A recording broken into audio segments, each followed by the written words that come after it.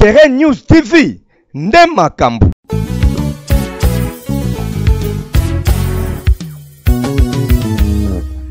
Qui est le bon berger? Jésus le bon berger. Qui est le bon berger? Jésus le bon berger. Jésus a dit, moi je suis le bon berger. Je connais toutes mes brebis et elles me connaissent. Je les appelle par leur nom et elles me répondent. Je les conduis, oui. Je les protège, je les guéris, oui. Je les bénis. Aussi j'ai donné ma vie pour mes brebis. À la croix de Golgotha, j'ai tout accompli. Bien-aimés dans le Seigneur, merci. Kola Pambo Labino Makasi. Zamba Pambo Labino Lissus Tokutani encore Mokolo ya Lelo. Que la grâce de l'Éternel soit sur vous. Que la bénédiction de Dieu est dans la Katia Banda Kunabino. Pena Katia Misala Nabino. C'est votre humble serviteur, l'homme de Dieu, le prophète de l'Éternel, Franklin Binda, le jeune lion. Zambé Apambo Labino. Apambo Labino Makasi. Je suis de la communauté fait de l'Éternel, la cité de transformation. De Esikankolo azoko sunga pona to sala musala na ye Zambia pambola bilo makasi mingi tokute sumokola lelo Zamba pambola bilo bandeko bola Olanda ki émission liboso on a bané qu'on a nazo parler sur songe et lelo nazo continuer encore sur le mystère des songes suite na yango puis nazo ki nango malembe parce que na lingi vraiment au comprendre makambo o makasi yango nazako senga yo bien aimé ko louper ata émission mon côté. Tant que moni ndeko na omoko azana ba difficulté ya makambo oyo tali ba songe tinda ye na Terrain News a s'abonner alanda ba émission oyoyo abo apambola mamakasi pe azwa contact na ngai mosai na nzambe na ko aider bino na prière to ko sambela ensemble et grâce ya tata na lola e ko se manifester na kati na bino tozana nzambe mosuste nzamba za bobele moko c'est Jésus-Christ de Nazareth le vainqueur de Golgotha mutako yela yo komba nzambe mususu askosi nzamba za moko pa kotika la moko yenda pesa biso bomoy ezali Yesu Masia nzambe nalola. Alors le lot ozo continuer na émission na biso là on a bandé ko parler sur ba songe la dernière fois on a parlé mino sur ba source ya ba songe na parlé mino comment est-ce que nzamba lobela biso et na bandé ko parler qu'il y a des songes o ya jitaka il y a des songes o effrayaka puis le lot naza ko continuer pour te dire bien aimé dans le Seigneur que nous avons des songes. Il y a des songes qui annoncent ta destinée. Et là, bandoto mususu nzamba loti sakabiso. Et il y a kapona ko annoncer destinée ya mutu. Et il y a kapona ko annoncer oyo muta ko zala lobby. Yango ndeko na nga nazo continuer ko insister, ko négliger bandoto te eza important pour na vie na yo. Joseph amona vie na ye kaka na kati ya ndoto. Destinée na ye. Nzamba talise oya kozala lobi Isaïka nzila bandoto. Na lingi tozwa Genèse chapitre 37 le verset 5 la Bible dit ceci. Bible lobi na Genèse chapitre 37 le verset 5 Bible lobi Joseph eut un songe et il le raconta à ses frères qui le haït encore davantage. Bible lobi Joseph eut un songe. Nzamba lakisaki Joseph na kati ya ndoto ce qu'il va devenir. Bien aimé yebite peut-être eloko yo zoluka li pamboli oyo zoluka mais ezana kati oya ndoto o nzamba talisaka yo yami balé bien aimé les songes peut changer l'histoire d'une personne ndoto ekoki ko bongola lisolo ya mutu vie ya mutu e bongwani kaka pona ndoto ndeko nanga je suis un homme de Dieu je suis un homme spirituel na yebi pourquoi naza ko insister sur ba songe. Naïbi pourquoi nous avons le parce que naïbi que c'est très capital. C'est la voie, parmi la voie efficace on nzamba lobela rabiso. L'éternel, il y a des songes qui changent l'histoire d'une personne. Donc, on a 1 roi chapitre 3. 1 roi, dans la Bible pour vérifier les Écritures. 1 roi chapitre 3, les versets 5 à 15. La Bible nous dit ceci. Nous connaissons, à Gabon, l'Éternel apparut à songe à Salomon pendant la nuit. La Tankara partie, on a mais les restes, c'est la verset 15. De 5, les versets 5 jusqu'au verset 15. Excusez-moi. La Bible nous clairement. Aujourd'hui, que même histoire ya Salomon, Nzambe appelle ça Salomon richesse nandoto. Bible ezaki na Gabaon, l'Éternel apparut en songe à Salomon pendant la nuit. Lorsque Salomon dormait, nde wana Nzamba yaki pona kobimela ye. Nzamba solina Salomon do, c'est-à-dire makamunion surtout eleka na via Salomon, eleka la kata ndoto. Salomon do senga Nzamba pesa nga mayele, pesa nga sagesse, pesa Nzamba bine be lokolo salibo ngana ko pesa yo richesse talabo. Tout s'est passé dans un songe. Songe oyo Salomon azwaki nde échangea histoire ya via Salomon. Salomon est devenu le roi le plus namukiliti lelo. Yala mutumote a se gala na richesse à Salomon. Yala mutumote a se gala na sagesse Salomon zalaki nango.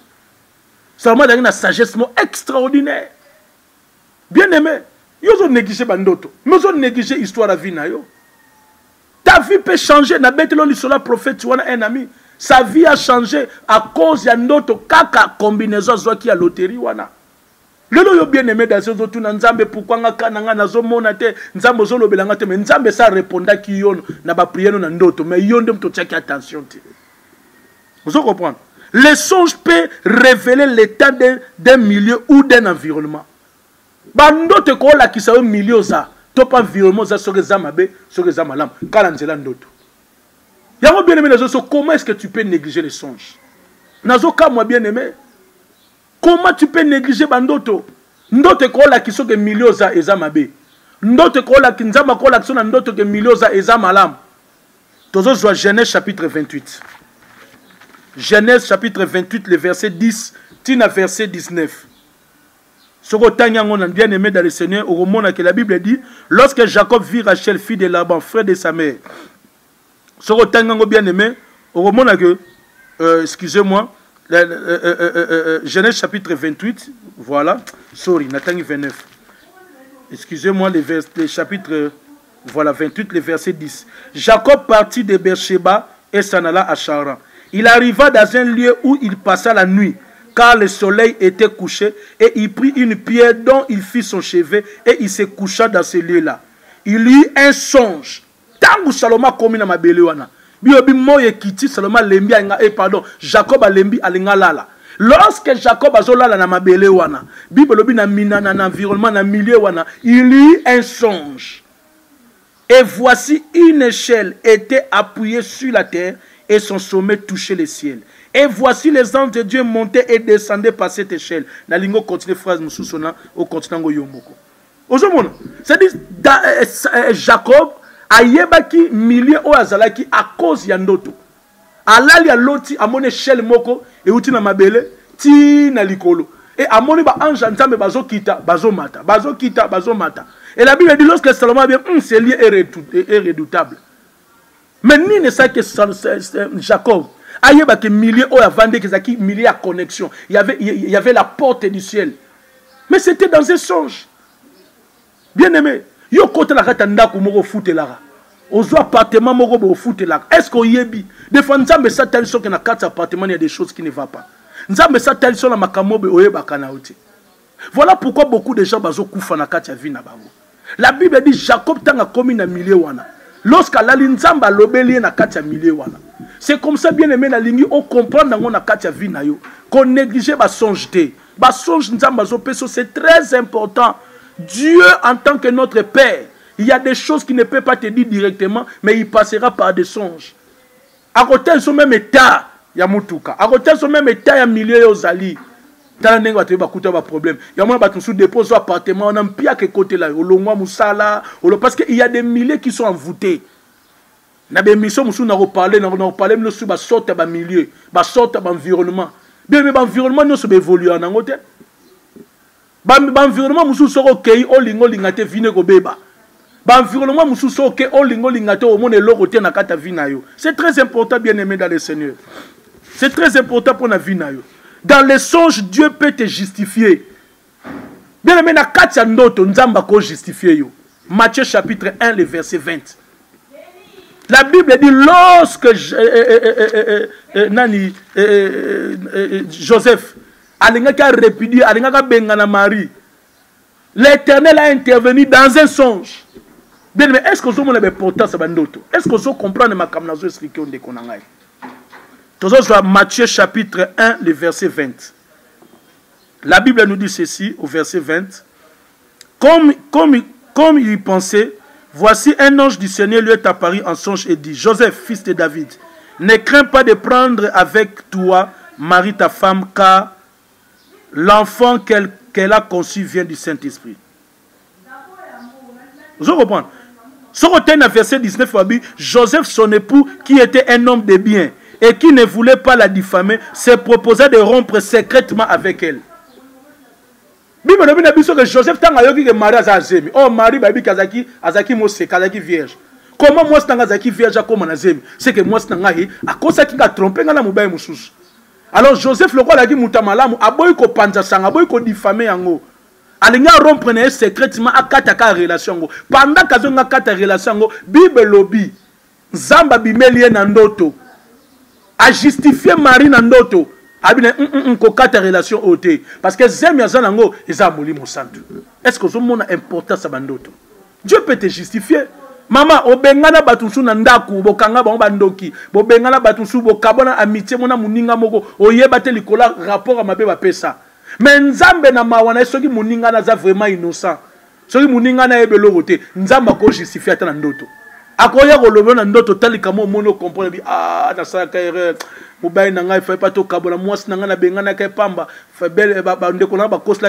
C'est comme ça. C'est très important. Une nation, un pays ou même un continent peut être sauvé par un songe. Bien aimé, tout un pays, tout un continent peut être sauvé par un songe. Genèse chapitre 41. Le verset 1 jusqu'au verset 7. La Bible nous dit ceci. Au bout de 2 ans, Pharaon eut un songe. Voici, il s'est tenu près du fleuve. Tu as vu histoire. Soit à partir du verset 1 à 7. Nazoé la temps. Bible lobi na biso. Pharaon, au bout de 2 ans, Pharaon eut un songe. Ndoto aliboso à Pharaon, amoni matita malamu, na matita mabe. Mais matita mabe est dominé au malam.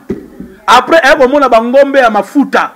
Na bangombe musu bakonda o bakonda balie bangombe mafuta. Njoka ne songe wana. Ezaki songe oyo ebande ko lobela bango par rapport ya avenir ya mboka mobimba. Yango bien aimé, laisse-moi mentionner une chose. Papa, maman nazo s'adresser à ba parents. Papa faut ko yeba ngo ndoto oyo nzamba ko lakiso papa. Eza ndoto nzamba olakisa mwana oti. Ndoto o nzamba ko lakisa yo mama. Eza ndoto o nzamba olakisa mwana oti. Parce que yo zali autorité na kata ndako. Il y a des songes o nzamba pesa ngo ka ba konzi parce que ba yebi ke bango ba na solution. Nzambe ndoto o nzamba ko pesa o mutu musude. Il fallait pesa ka ndoto Pharaon. Pourquoi? Parce que Pharaon mutadaki na solution ya ko bimisa crise. Égypte est tombé dans la crise ya nzala pendant des années, pendant 7 ans. Mais nzambe na nzela ndoto lobeli Pharaon. Mama yo to negija ba ndoto loteli mona mon ndoto negija. Ah, na onka ndoto, oloti papa loti ndoto mo pona avenir ya famille o negijango. Njoka ne nzambe abi ke lokolo za papa alekisi ndoto wana na nzela na yo parce que lingi yo o apporter solution. Nzamba lingi yo parce que oza autorité, oza la capacité comme ma solution wana. Égypte mobimba ebika na nzala à cause ya songe. Kaka Pharaon azwaki. Bien mais ne néglige pas les songes. Même sauté dans Daniel chapitre 2, le verset 3. Okutango mboka mobimba ebika à cause kaka ya ndoto. Daniel chapitre 2. Daniel chapitre 2, la Bible nous dit ceci au verset 3. La Bible dit: le roi leur dit, j'ai eu un songe, mon esprit est agité et je voudrais connaître ces songes. Roi alali, notre roi alota, ezaki pona venir à mboka. Je m'adresse bien aimé, même si autorité m'a coûté une occasion talango, même président de la République, même aux conseillers président, aux général, aux chefs d'état-major, chef y a la police, chef entreprise, aux chefs à société, même si aux chef y a antenne, chef y a patron mon akata musala, yeba ke ndoto nzama kopesa yo pona musala wana. C'est très différent d'autres opesa na subalterne na yo.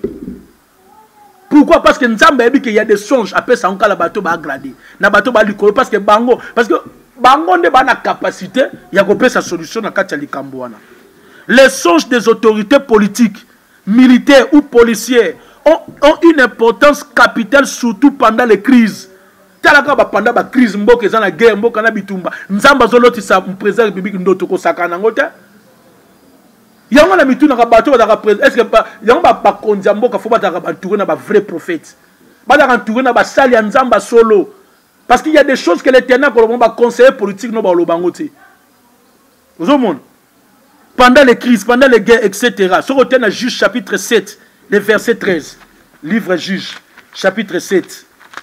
Le verset 13. Qu'est-ce que la Bible nous dit? Juge chapitre 7, les versets 13 à 15. Gédéon arriva et voici un homme racontait à son camarade un songe. Il disait, j'ai eu un songe et voici un gâteau de pain d'orgue roulé dans le camp des Madians. Il est venu heurter jusqu'à la tente et elle est tombée et l'a retournée sens dessus, sens dessous. Et elle a été renversée. Son camarade répondit et dit, ce n'est pas une autre chose que l'épée de Gédéon, fils de Joas, homme d'Israël. Dieu a livré entre ses mains Madian et tous les camps. Lorsque Gédéon a eu attendu le récit du songe et son explication, il se prosterna et revint au camp d'Israël et dit, levez-vous car l'Éternel a livré entre vos mains les camps de Madian. Gédéon a cueilli pour espionner Kabaninga. Pendant qu'ils espionné Kaba Madian, Azon Kabatu Badagi na kati ya tente, bazo beta li solo, moko azo beta ndekone li solo. Talando to ba efezo sala. Abi na loti lipa moko munene ye ko isi tente na biso boy. Muninga ne ba moko apesa explication. Abi oyezaka epée ya Gédéon. C'est que nzamba livré Gédéon na maboko, amadi na maboko ya Gédéon. Ozomona. Pourquoi nzamba lingaki ke ndoto ne lekala mutu wana avec la muninga pe Gédéon azala wana pour ayoka ndoto parce que Gédéon abandé ko conduit avec qui juge l'époque wana yemta abandé ko conduit Israël. Bien aimé na ça ko insister ko sakana bandoto na yote bien aimé. Ne blague pas. Dieu peut passer par la femme d'une autorité, père et chef. Tala batebe bate poni Pilate bika Matthieu chapitre 27. Bien aimé na lingos la penza na Bible na yo parce que na lingos au vérifier l'écriture. Enseignement Matthieu chapitre 27. Nous prenons le verset 19. Matthieu chapitre 27, le verset 19. La Bible dit ceci. Pendant qu'il était assis sur le tribunal, sa femme lui fit dire qu'il n'y ait rien entre toi et c'est juste. Car aujourd'hui j'ai beaucoup souffert en songe à cause de lui. Les principaux sacrificateurs et les anciens persuadèrent à la foule de demander Barabbas et de faire périr Jésus. Pilate a télémi pour condamner Jésus. Bible lobi na biso moi si à Pilate pendant que Pilate a vendaki azolinga katalikambo moi si na bendiye na peme na bi Pilate na boy ozana problème entre yo na mutoyo na boy ba problème abi buta lelo na nyokwa mi na bandoto pona moyenge beni opona juste oyoyo na bikisi ya Pilate c'est sa femme yuta wap na ndoto. Maman, tu peux sauver ta famille Nandoto, papa. Tu peux sauver même tes fiancés Nandoto. Tu peux sauver ton mariage Nandoto. Yaya tiko négligé Bandoto. Tant qu'on comprend Nandoto, te Luka Mosala Nzambe oaza animé du Saint-Esprit. Alimbola yo Nandoto. On peut sauver vie na yo, sauver vie abana na yo. Tu peux sauver la vie de ton entreprise Nandoto. Tana makamwa na mbali. Moi so azwaki. Il y a un moment de Bible, il y a un Pilate, il y a un Barabbas, Pilate a été azui basamai, asukoli maboko. Alors il y a moyenge ben oyo, makila na ezali ko nangate. Nena na biki c'est sa femme. Bien aimé, yango na lingi o comprendre makamu o, c'est très important dans la vie. Oyo ba comment ko saisir yango pe e ko sunga yo vraiment makasi mingi. Bien aimé, je suis là, moi votre humble serviteur, l'homme de Dieu. Ba numéro na on peut sango na suka, compte Facebook na on peut sango, tu peux m'appeler sur WhatsApp, Toro Solo là, je vais t'orienter dans les prières. Par la grâce du Saint-Esprit, je vais interpréter tes songes. Parce que la grâce nous a sibiso. Moi, je suis au Congo Kinshasa, na RDC. Moi, c'est le prophète Franklin Binda de la communauté Fée de l'Éternel, cité de transformation. Bien, mais naza pona posa lisungi na bino. Tozo bunda la pona musala nzambe, kosala musala nkolo. Tola posa lisungi pona kobati musala nzambe, ça demande des moyens. Et voilà, bien aimé dans le Seigneur, yom toza touché. Pona ba grâce ya lolenge oyo, ba message abo et continuer kokoba. Koleka na be mission, c'est payant. Les semaines tozo futa. Et tozo senga pe, loboko nzambe zaliko na bino. Nzamba sunga bino, bo soutenir pe biso na kata musala oyo. Contribution na yo, et que vous allez la bienvenue pour na musala ya nzambe. Alors, bien aimé, n'a parlé maintenant na mozindo ya message oyo. Na kote une étape moko très malamu et na lingi aux ala vraiment connecté. Na parlé sur ba sorte ya bandoto. Na parlé sur ba source. Na parlé yo na ba o bandoto ko sala. Et maintenant, on a parlé sur les sortes de songes. La première des choses, première sorte d'andoto, nous avons ce qu'on appelle les songes d'envoûtement. Les songes d'envoûtement. Bien aimé, bandoto nyon soto lotaka. Olota bandoto ndenge mokote. Il y a des songes, olotindoto, mais ils ont différé. Ils sont différents. Son premier sorte à l'ibosson l'obéla lelo, il a eu un songe d'envoûtement. Un songe d'envoûtement, c'est quoi? Un songe d'envoûtement, c'est quand tu rêves quelqu'un, une chose, un animal, cela gâche ta journée, ou un empêchement d'une bonne affaire de t'atteindre, tu vois une personne nue. Et ça, un songe d'envoûtement. Oui, bah songe d'envoûtement tango yaka et yaka ko baby sa journée à mutu. Bien aimé dans le Seigneur, keba na bandoto oyo et yaka et précédaka toujours une bonne affaire ngo sala. Soit ngo kende ko zo musala, sibit mo loliko loti bizarrement mutu mo ka famille aza nu et ça ba songe d'envoûtement. Bien aimé ça normalité. Ce n'est pas bon. Quel est le songe d'envoûtement? Baby saka ba journée. Et baby saka même ba faire. Et empêche saka même moutou à saisir ba faire à malam. Et à normalité. Obi bien aimé dans le Seigneur, to sala délivrance en dekomoko. Abana kolala. Adaka chaque fois soka dokene. Aza licencié. Ndekonga daki licencié na. Je pense na ba blog moko ba géologie ba je sais pas blog mandeng wala. Et à chaque fois que ndeko wana babane ko benga pour na entretien ya embauche. Butu wana. Pour akende kokoluka musala akende chrétien abane kolota gorille makaku gorille chaque fois soka loti gorille wana soka kei entretien ata répondre bien monaka ba déclassé non monsieur tu as bien répondu mais tu comprendre tel dossier na auto monango clarté vana na to benga yo et akute nango à maintes reprises akomo monango que ça compliqué mais pourquoi chaque fois soka que ça musala na lota aka ndoto o et puis na lota aka gorille tanga ko kuta na biso. Nzamba tel si biso que c'est ezaki ba songe d'envoûtement. Donc babane ko envoûter déjà la bandoto pour permettre à joka musalati. Et tant to kota ki na prière, to bondela ki nzambe et ko la kangola ki nzokande gorille les aki totem ya koko na ye azaka chef coutumier na mboka. Chef koko na ye abane ko utiliser par pouvoir ba gorille et yango na mutu envoûtement na etambola ki tina kata vine bane ko envoûter. Bien aimé, ba phénomène spirituel les ébélés na katia via ba trop négligent ngote.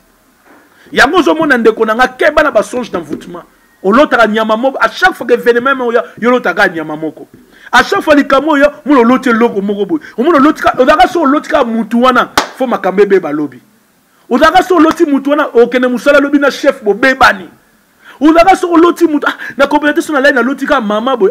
Na compléter son na ke musala be problème. Na compléter son na lotika no ko kingandi son na ke musala problème. Na compléter son na lotika ozo keba na baso et puis keba na baso jozo mona mutaza nu eza voûtement mobimba. C'est la sorcellerie maman keba na baso jandengwana. Olotaka mutu nu. Ce n'est pas bon. Et ça va songe d'envoûtement et koya ko bebi sa vie na yo. La deuxième des choses. Tu donnes la deuxième sorte, c'est ali, tu donnes un songe d'oppression.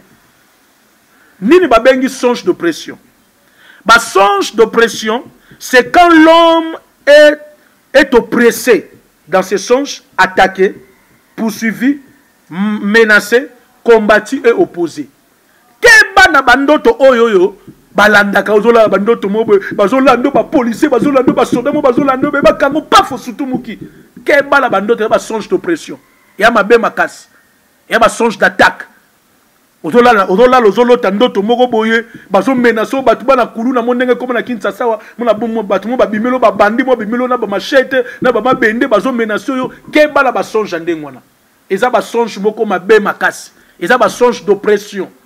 Keba na ba songe olala kozolota batu bazo telemela yo. Ozolo ba likamoka bien mais ozongo sa likamoka bien mais batu bazo telemela yo. Ozolo ngo sa eloko mo mozo ozoko na opposition. Eza ba songe d'oppression. Keba la bandoto mabe wana. Bien mais nazo comprendre comment nous les enfants de Dieu tozo négliger bandoto. Yango zo mona vie nozo simbate. Ozo lela ipa nzambe nzambe nazo mona clarté, nzambe nazo mona clarté. Mais nzamba tali sako bandoto. Mais yo nom to négligeango. Tu ne fais pas attention. On se livre on a ba distraction. Ba songe d'oppression. Combien de personnes dernièrement na auto la prière à délivrance c'est pas moi simoko. Allah la l'autre à chaque fois là la l'autre ba policier bazo landaye. Mais laisse-moi te dire, soko la lo loti, soko la lo loti. Ba policier bazo sécuriser yo. Yeba que ce sont des anges de Dieu. Mais ce qu'on l'a li, ozo lota, ba policier baza ko attaquer yo. Ce sont des esprits méchants. Ba démons. Faut que ba na bandoto lotaka. Olota bandoto mo bazo landa yo, beaucoup ina kata libulu mo. Eza bienté. Ozo lota ndoto mo ko bazo attaquer yo, bazo menacer yo, bazo bundisa yo. Eza bienté. Olala kolota ndoto bundaka ernyo solala ndoto lota tu es oppressé na ba oppressé pardon na ba songe na yo et ya ba ndoto ya mabe makasi. Voilà pourquoi bien aimé tu as besoin de la prière. Et l'homme de Dieu, je suis là pour toi. Je suis disponible à t'aider. Naza wana bien aimé orozwa numéro na ngai. Ogobenga nga sur WhatsApp. Obenga ta na ligne directe c'est mon numéro naza nango za 24/24 opérationnel. Je vais prier pour toi. Nous aurons des temps de prière pour nos bimans na ba songe d'oppression wana ba tak wana yango zo mona vie na yo eza tranquillité. Oza toujours perturbé moi na moko alala moi na mona ndaku alala lota ka bandoto mo maman j'ai rêvé les gens me poursuivaient maman j'ai rêvé les gens m'attaquaient yo zo mona ngoka normal ozo kansa ke za ba dessin mais eza ba dessin limité moi na zo expliquer pe na ka za attaquer et ba songe d'oppression faut que banango makasi Troisième sorte de songe. Nous avons ce qu'on appelle les songes de mari et femme de nuit. Keba na bandoto, ya ba mari na ba femme de nuit. J'aurai le temps de parler de femmes de nuit na ba mission ekoya. On comprendre bien aimé, misous ba dans ba mari de nuit ba yeba kate. Misous ba ba femme de nuit ba yeba pété. Bien aimé dans le Seigneur. Keba na ba songe oyoyo. Bah, phénomène mari et femme de nuit, ça quoi apparaître. Quand tu keba la bandoto autant au lali, ozo lala, ozo lota que tu couches avec un homme ou une femme que tu ne connais pas. Keba na bandoto wana. Yo comme spécialiste au lala comme laina yo, ah na comprendre tenga na lala na lota comme na lota mobali moka simbinga, na lota na mwasi moka simbinga. Jo lozo yeba te kezali ozo kota déjà la carte prison diabolique. Na prison satanique aux yeux battés. Keba la ba songe ndenge na nzamba zo tali so déjà que ozala ba mari na ba femme de nuit. Nzamba zo tali so déjà que tu es menacé par ce genre d'esprit. Keba la ba songe lo komona ngo normal te. Dans la frère moko boye, frère na comme la 17h. Yemna ma kala 17h femme de nuit na lelo haya ya makamna ko sala ye. Ya zo mona ngo normal. Nzokande c'est un esprit mauvais. Keba, bien aimé, ce n'est pas normal. Yo la lota kozo coucher na batu.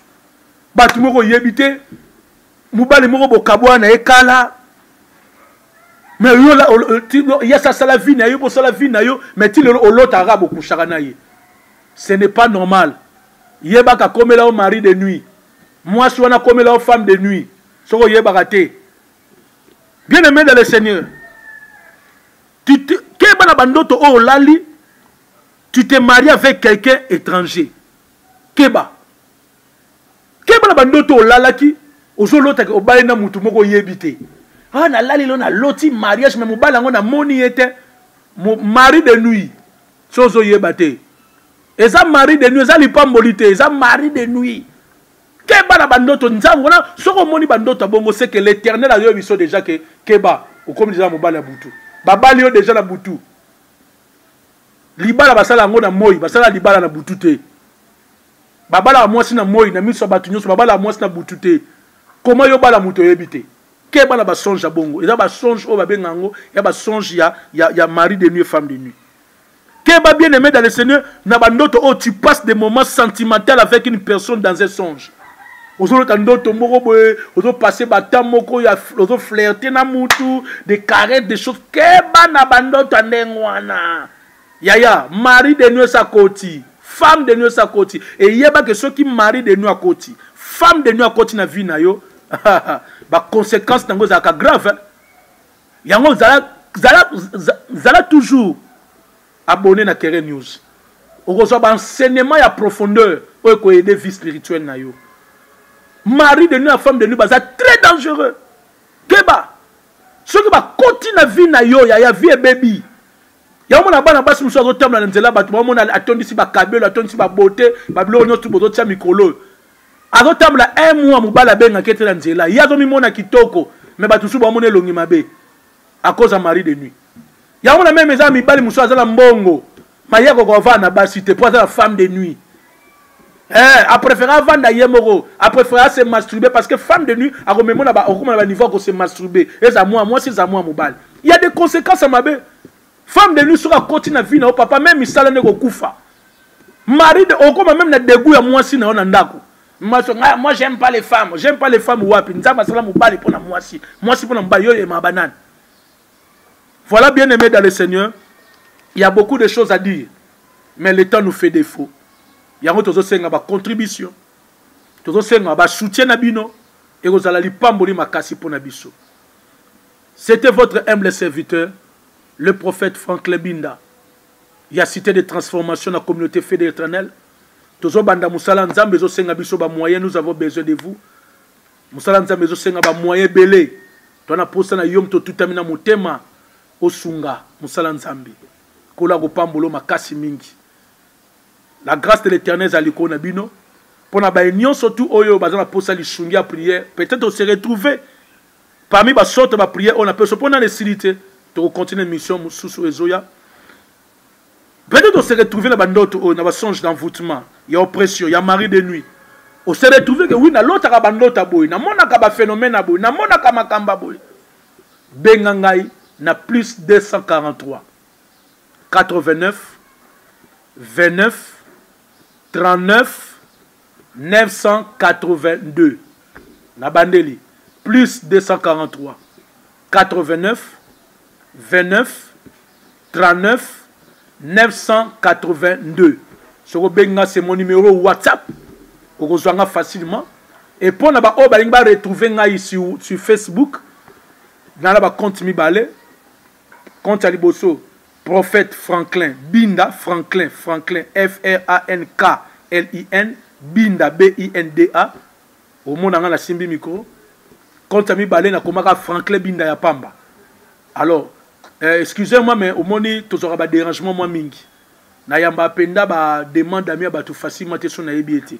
Yamon a préféré monto benga d'abord sur WhatsApp, to solina ye, tant na que c'est tel, tant on doit tindre nga demande ami sur Facebook, j'aurai la facilité au yamba parce que tout le monde a anarchie rebelle et nous voulons pas que ba compte na biso oza nzambe kota na kati ya buzoba. Donc voilà un peu ozala qui enseignement mokola lelo ba sorte mususa ba songe eza yebele na continuer sur une émission prochaine. Que Dieu vous bénisse. Apambola bino, apambola misana bino, apambola mabote na bino.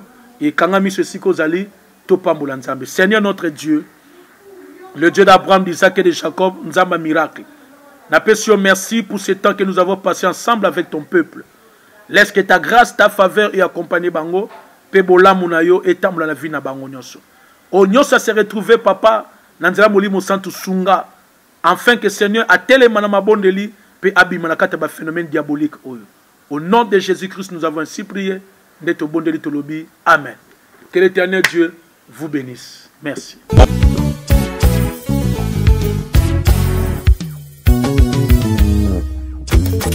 les bons bergers? Jésus les bons bergers. Qui est les bons bergers? Jésus les bons bergers. Jésus a dit, moi je suis les bons bergers.